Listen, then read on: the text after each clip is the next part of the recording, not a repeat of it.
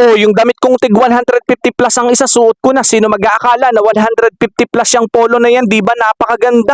Mukhang mamahalin, parang tig 500 to 600, pero wag ka, 150 plus lang yan. Sobrang sulit, ang ganda pa guys. Grabe yung tela nito, maganda yung tela, cotton siya guys. Hindi siya dry fit, sakto lang yung kapal niya. At pwede nyong suotin kahit saan, pamporma, pampasok sa trabaho, pampasyal, pang mall, pang date, pang OOTD. Di ba hindi ka mahuhuli sa pormahan, bagi ganito yung polo na suot mo, ang laki ng matitipid mo, kaya hindi mo kailangang bumili ng mga mamahalin. Dahil sa panahon ngayon guys, yung mga mura, naku, grabe, sobrang gaganda kapag sinuot mo. Minsan talaga kailangan wais ka lang talaga, hindi kailangan mahal. Kaya alam nyo ba guys, saktong-sakto pati ang lapat, tsaka yung haba niya, napakaganda.